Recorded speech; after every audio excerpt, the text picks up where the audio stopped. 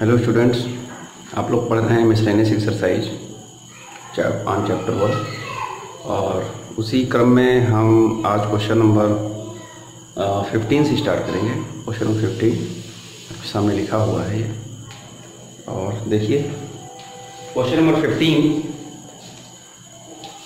Set ए दिया है, इसमें एलिमेंट्स -1 0 1 2। सेट बी में ये गिवन है एंड एफ और जी दोनों ए टू बी हैं। Be a function defined by f x equal to this, g x equal to this. क्या ये दोनों फंक्शन इक्वल हैं, यही आपको बताना है। क्या ये दोनों फंक्शन इक्वल हैं, ये बताना है। तो इक्वल फंक्शन के लिए आप जानते हैं, यहाँ इसमें लिख सकते हैं फॉर इक्वल फंक्शन अगर ये इक्वल हैं तो for every a belongs to a, ये होना चाहिए। मतलब अगर ये दोनों फंक्शन इक्वल हैं तो ए के वैल्यू के लिए एफ फंक्शन और जी दोनों ही सेम आने चाहिए, इन्हीं को इक्वल फंक्शन कहा जाता है। ए वैल्यू पर जो वैल्यू इसका है वही इसका भी है, तो हम कहते हैं इक्वल है। आइए चेक करते हैं। तो सबसे पहले फंक्शन एक्स को -1 पर चेक किया जाए। तो check the function F and G at set A, at the element of set A, at the element of set A। तो यहां जब चेक करते हैं तो f -1 सबसे पहले आता है, वैल्यू ऑफ फंक्शन कितना आ जाएगा, -1 का स्क्वायर -1 क्या आएगा, 2 आ जाएगा। ठीक है, 0 पर भी चेक कर लीजिए। 0 पर कितना आता है, 0 आ जाएगा, 0 का स्क्वायर -0 इक्वल टू 0। ठीक, और 1 पर भी चेक कर लीजिए, आ जाएगा 1 का स्क्वायर -1 इक्वल टू 0। लास्ट क्या बचता है, 2 पर भी चेक कर लीजिए। 2 पर कितना आ जाएगा, 2 का स्क्वायर -2, तो 4 - 2 2 आ जाएगा। ये आ गए। अब जी के लिए चेक कर लीजिए, फॉर जी फंक्शन जी, ये किसके लिए था, फॉर एफ के लिए था। जी के लिए सेम टर्म्स जी ऑफ -1, तो -1 का सॉरी यहाँ पर क्या है, 1/2 -1/2 एंड -1 मॉड के बाद, तो ये कितना आ जाएगा, माइनस का 3/2 आ जाएगा और -1। ठीक है, 2 1 2 -2 -3 3/2।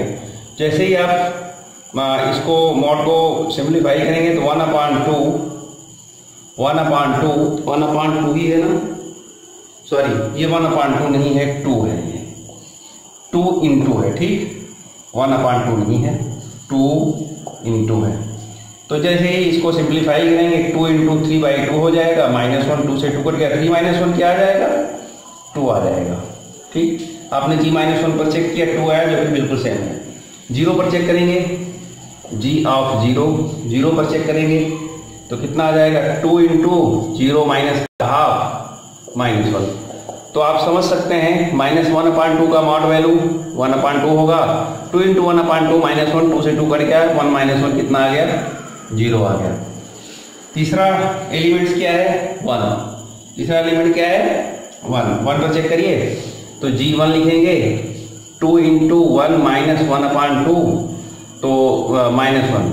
इसमें क्या आ जाएगा, 2 2 × 2 1/2 1/2 -1, 2 से 2 कटेगा, कितना आ गया, भी 0 आ गया।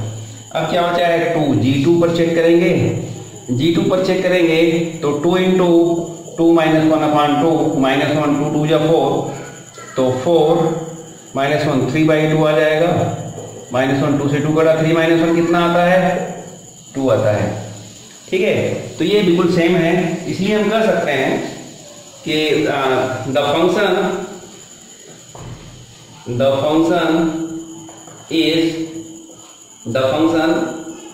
कौन, f and g are equal at for every value of a, at या equal for every value of a such that a क्या है, f a equal to g for every a belongs to. ठीक है, यही आपको दिखाना था, ये हो गया। तो समझ में आ गया होगा। The function F and g, दिखाई नहीं दे रहा होगा तो सुन लीजिए। The function F and g are equal for every value of a such that क्या, f a is equal to g a for every a belongs to, यहाँ लिख लीजिए for every a belongs to a. ठीक है, for every a belongs to a, यही इसको proof करना था। इसको देख लीजिए और फिर इसके बाद नेक्स्ट चलते हैं, अगले क्वेश्चन की तरफ चलते हैं। नेक्स्ट क्वेश्चन है क्वेश्चन नंबर 16 है, जो कि ऑब्जेक्टिव भी है। इस क्वेश्चन में आपको रिफ्लेक्सिव, सिमेट्री और ट्रांजिटिव का डिस्कस करना है।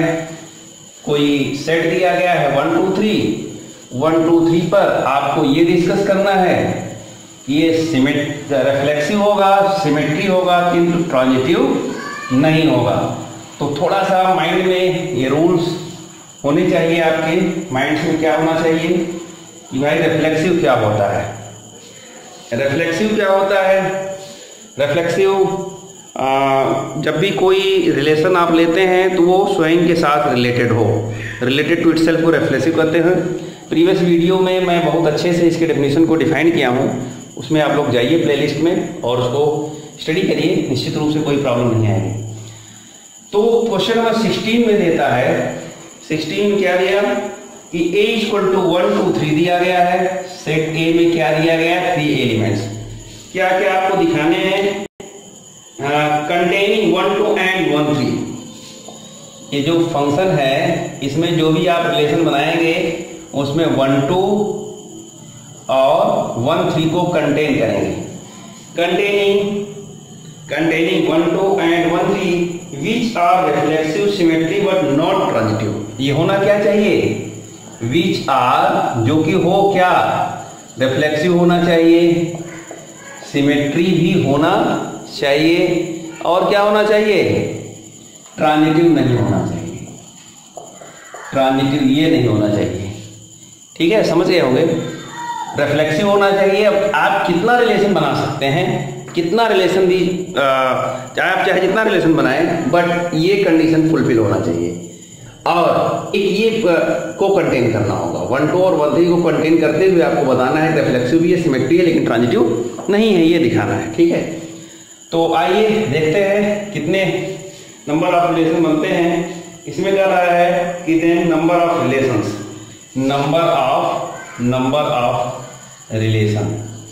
ठीक है, नंबर ऑफ रिलेशन को हम अगर नाम दें, R1 नाम दें, तो R1 में कितने नंबर ऑफ रिलेशन बनेंगे बताइए।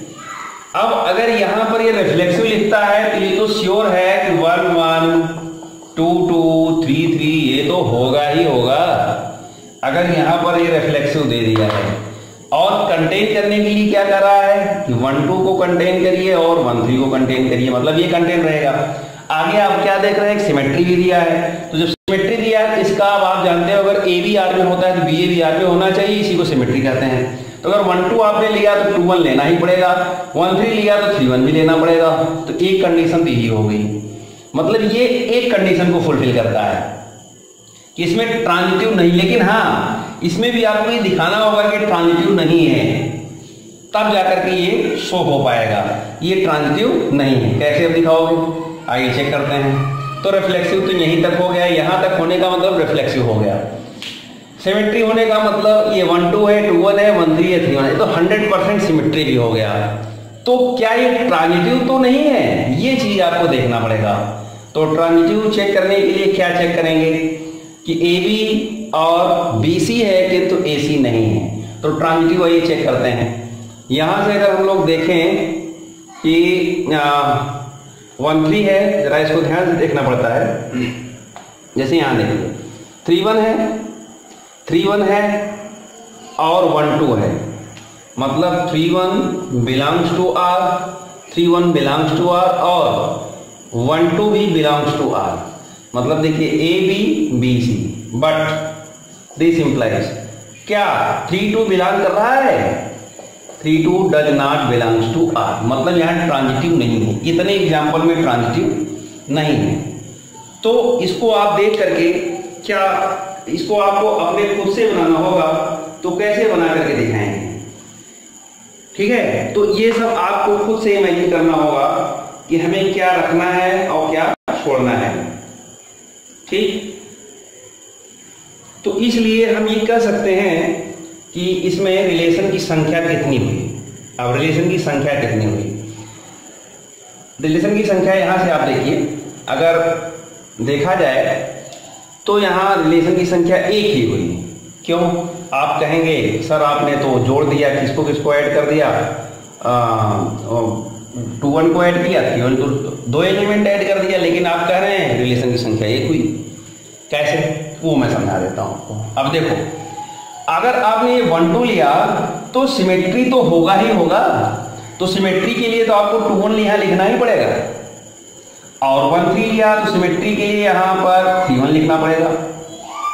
ठीक है, अब इस कंडीशन में हम ये देख पा रहे हैं कि ये जो है रिफ्लेक्सिव और सिमेट्री दोनों है, बट ट्रांजिटिव नहीं है। अब आगे अगर मान लीजिए आप अभी बच क्या क्या रहा है, देखिए अभी क्या बच रहा है, आपने 1 रिपीटेड ले लिया, 1 1 2 2 3 3, 1 2 2 1 भी ले लिया, 1 3 3 1 भी ले लिया, क्या बच रहा है 2 3 और 3 2, यही तो 2 बच रहा है, 2 3 और 3 2। अब 2 3 और 3 2 ले लेते हैं, तब तो पूरा पूरा इसका जो यूनिवर्सल होता है वो सब आ जाएगा, मतलब सारे एलिमेंट्स कंसीडर हो जाएंगे। ठीक है, तो इस तरीके से हम देख सकते हैं कि ये इतने में ही फुलफिल हो रहा है, इतने में ही ये एग्जाम्पल को सेटिस्फाई कर दे रहा है। ठीक है, तो हम ये कह सकते हैं कि देयरफॉर नंबर ऑफ रिलेशन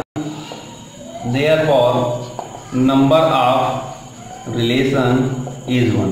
अभी अगला क्वेश्चन और बताएंगे तो निश्चित रूप से आपको और कंफर्म हो जाएगा कि ये R1 तो एक ही हुआ, R2 तो बना नहीं। R2 आप बनाओगे कैसे, R2 बनाने के लिए सिर्फ एक ही तो एलिमेंट में छोड़ना हो, क्या 3 2 और 2 3, और जब ये ले लेंगे तो ट्रांजिटिव भी हो जाएगा। आप 3 2 और 2 3 लेकर के चेक कर लीजिए, निश्चित रूप से ट्रांजिटिव भी कवर कर लेगा ये। ठीक, अभी अगला क्वेश्चन बता देंगे, इसमें जो भी थोड़ा बहुत डाउट होगा वो बिल्कुल कंफर्म हो जाएगा। ठीक है, नेक्स्ट क्वेश्चन नंबर 70, वो भी इसी तरीके से है, तो ज्यादा न रफ करें। कंटेनिंग, यहां पर कंटेनिंग क्या है, ये सेट ए वही है। क्वेश्चन नंबर 17 है ये।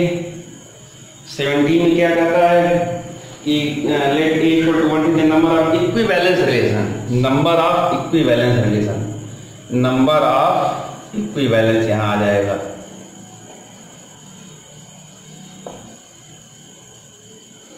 नंबर ऑफ इक्विवेलेंस रिलेशन, ठीक, number of equivalence relation containing 1 2, यहां क्या है कंटेनिंग 1 2। ठीक है, और विच आर, अब यहां जो विच आर लिखा है ये पूरा मैं रद्द कर दे रहा हूं क्योंकि इसकी कोई बाध्यता नहीं, तीनों होने चाहिए। अब आप जानते ही हो कि जब इक्विवेलेंस होता है तो रिफ्लेक्सिव, सिमेट्रिक, ट्रांजिटिव तीनों होते हैं।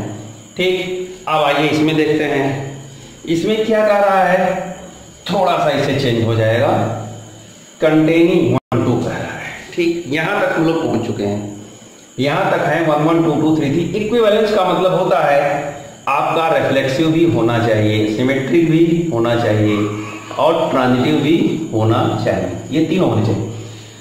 तो रिफ्लेक्सिव यहां पर 1 2 भी इंक्लूड कर रहे हैं। अब जब 1 2 इंक्लूड कर रहे हैं तो आप बताइए क्या सिमेट्री होगा बिना 2 1 लिए, तो ये तो लेना ही पड़ेगा, आपको 2 1 लेना पड़ेगा, तब जाकर के सिमेट्रिक होगा। अब आप बताइए कि क्या इतना लेने से ये तीनों हो रहे हैं, तीनों फुलफिल हो रहे हैं, ट्रांजिटिव भी हो रहा है और रिफ्लेक्सिव भी, सिमेट्रिक भी।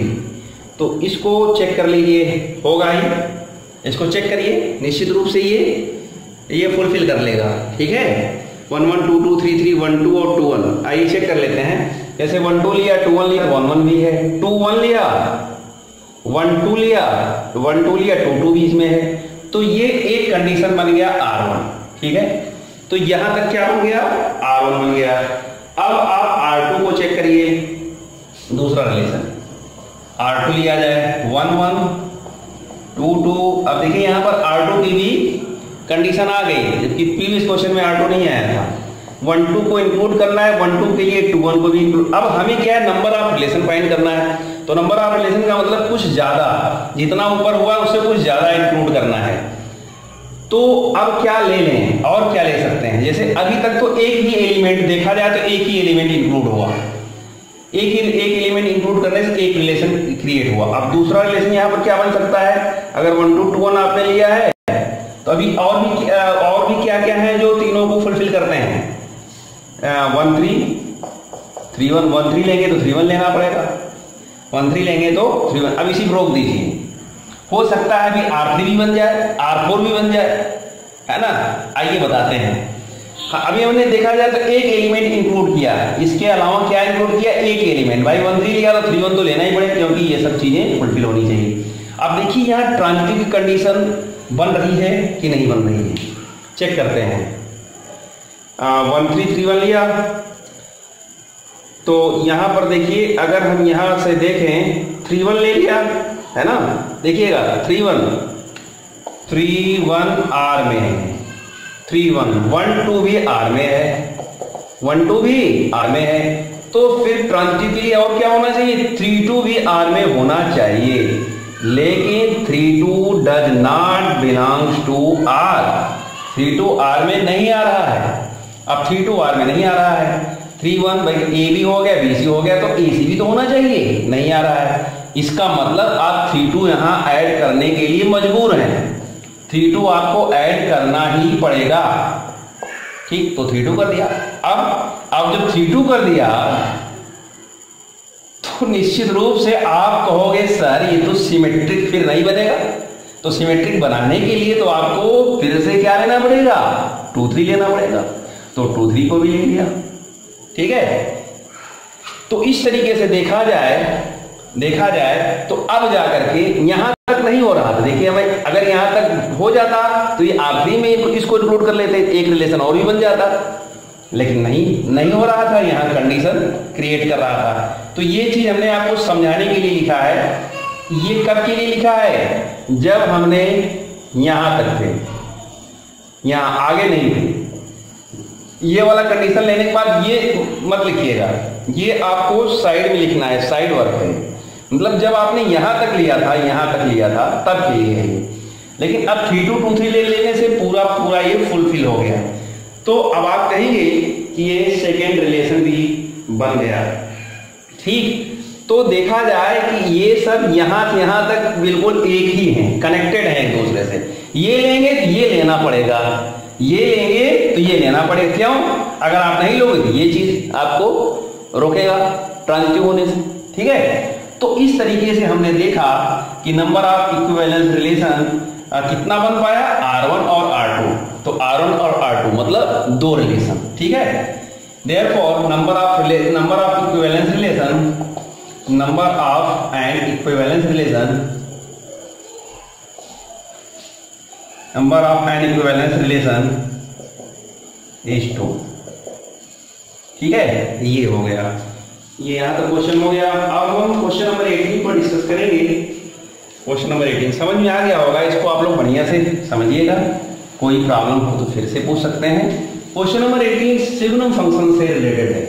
सिग्नम फंक्शन आपको पता होना चाहिए कि वो फंक्शन सिग्नम होता है जो fx equal to mod x upon x देता है। ये fx equal to mod x upon x को ही सिग्नम फंक्शन कहते हैं। क्वेश्चन में दिया गया है f such that r to r, f such that r to r दिया गया है, और सिग्नम फंक्शन है, सिग्नम फंक्शन है। ठीक है, सिग्नम फंक्शन की डेफिनेशन हमने फंक्शन की स्टार्ट में सारी डेफिनेशन बता रखी है। तो यहाँ पर fx इक्वल टू, ये भी सिग्नम फंक्शन का ही डिस्क्रिप्शन है, डिस्क्राइब किया गया है सिग्नम फंक्शन को। 1 0 -1, जब ये 1 होता है तब x ग्रेटर देन 0 पर, जब ये 0 होता है x इक्वल टू 0 पर, जब ये -1 होता है तो x लेस देन 0 पर। अब ये सारे वैल्यू आप इसमें पुट करेंगे तो यही सब आएगा। ठीक, अब इसमें करना क्या है, GR2R एक फंक्शन है, FR2R दूसरा फंक्शन है, GR2R, FR2R और GR2R ये।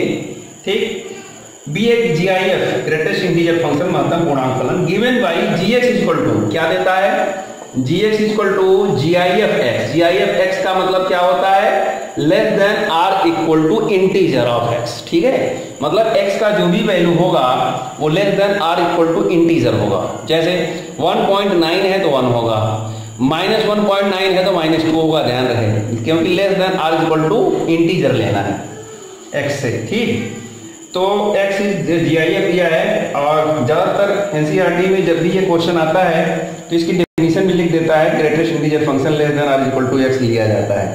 देन डज मतलब फॉग ऑफ कोइंसाइड इन 0 1 कह रहा है, डज क्वेश्चन में कह रहा है does fog and go coincide. Coincide मतलब होता है संपाती।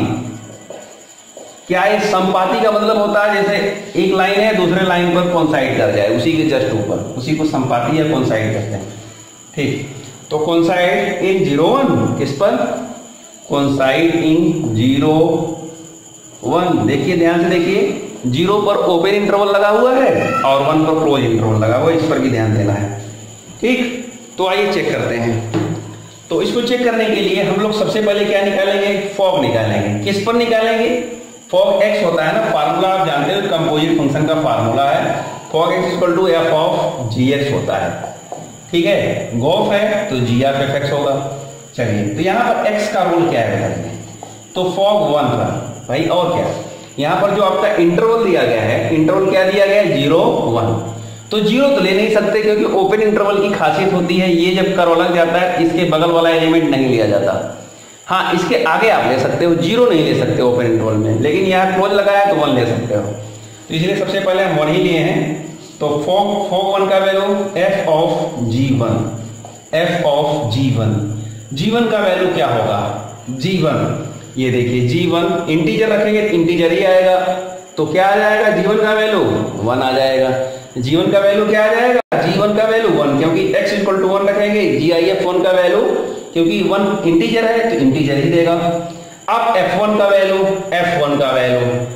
मतलब x इक्वल टू 1 रखेंगे, यहाँ देखिए fx यही है, x इक्वल टू 1 रखेंगे, मॉड 1 अपान 1, तो 1 ही तो आएगा, f1 भी 1 आ जाएगा।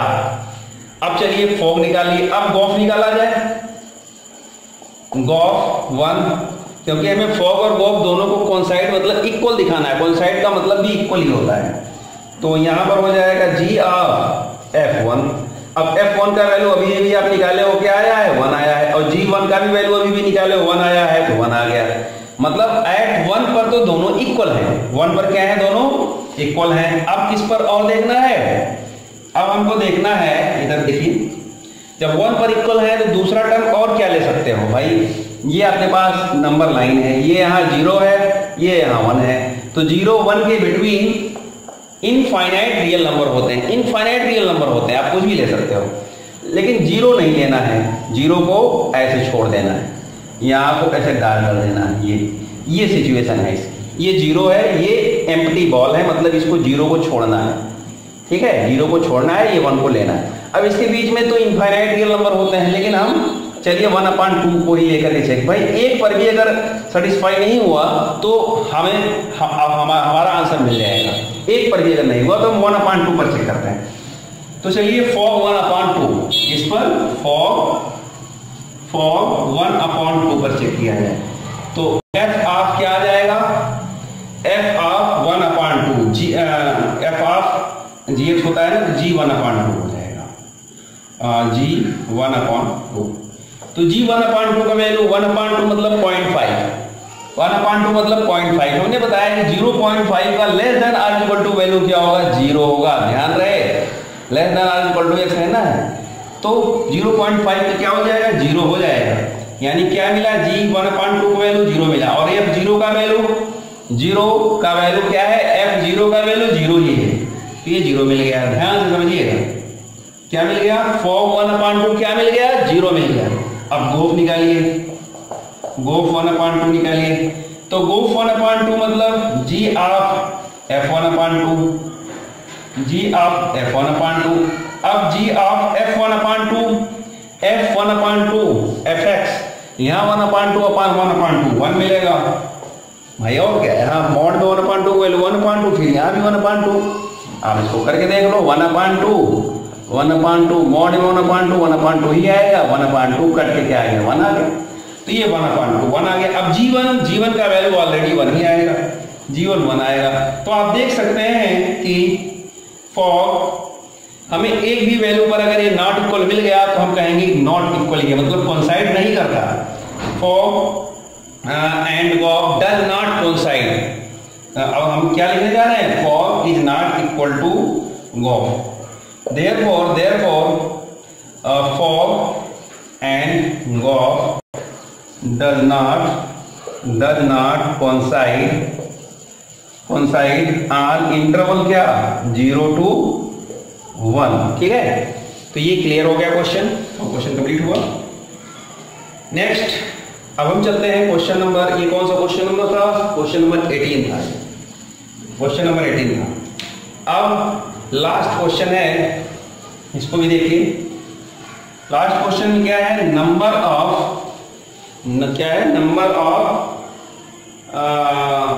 Binary operation, number of binary operation पूछा गया है। बाइनरी ऑपरेशन का जब टॉपिक पढ़ा रहे होंगे तो इसका फार्मूला भी हमने डिफाइन किया है। तो यहां पर देखिए, number of binary operation, question number 19,